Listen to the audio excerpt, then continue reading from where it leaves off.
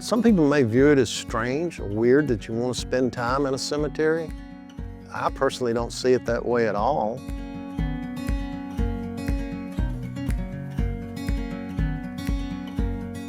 My name is David Dewberry, and 95% of my work is involved in taking care or repairing, cleaning old historic gravestones.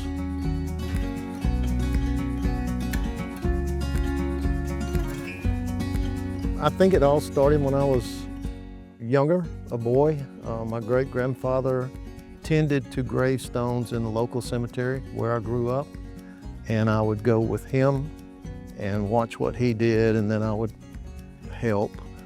And then my mother and father were very interested in family genealogy, and that was way before computers, internet, anything like that. So you had to go out and actually find older people and talk to them, and spent a lot of time in cemeteries. And I was looking for something to do when I retired from nursing, and so that's kind of how it led to this, and it's become way more than what I ever anticipated it would be.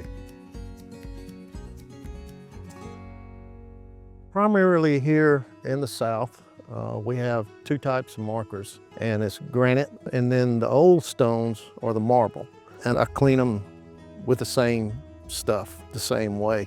And I use a product called D2. I use water, I use natural brushes, but it has to be a soft bristle brush, nothing coarse. People today want an instant result. Everything has to be now. You have to have patience with this. And so people will put bleaches, household cleaning products, and you may not see any damage at that point in time, but I guarantee you 3, 4, 5 years down the road, the marker's ruined. And once one of these is ruined like that, it's lost. You can't replace it at all. As far as a plan of how I'm going to start, it's the ones that are in most peril. And what I'm talking about is the ones that are leaning. They may fall over and break. But then after that, it's just what marker appeals to me. I just get one that I look at and I think that marker will really look nice, repaired, and something just inside says, you need to go fix that one. So that'll be the next one that I work on.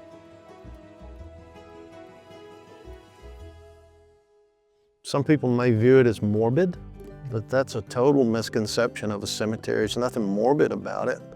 Some people are just afraid of cemeteries. They will not go into a cemetery.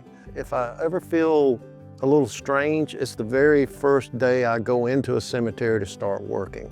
That's when I will usually, and I know this sounds strange, I'm not a weird person, but that's when I will usually say, Mr. or Mrs.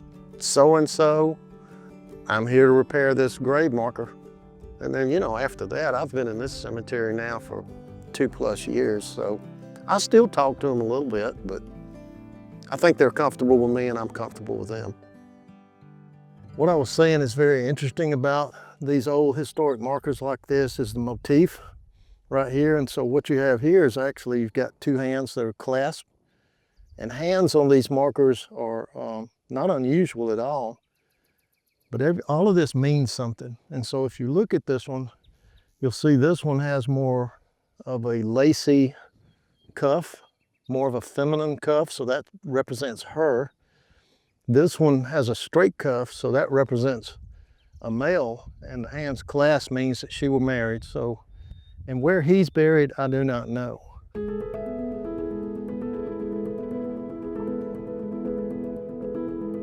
Like I said before, I was an RN for many years. I worked ICU, critical care. I've worked hospice. And believe you me, a lot of that can be emotional sometimes. COVID-19 was the worst thing I've ever experienced in my life. And that may have had a lot to do with me finally deciding I've had enough. This to me is relaxing in a lot of ways. It's hard work. It's hard and it's nasty work a lot of times. But to be outside, to feel the breeze, listen to the birds, it's a beautiful day. This is really a relaxing place to be.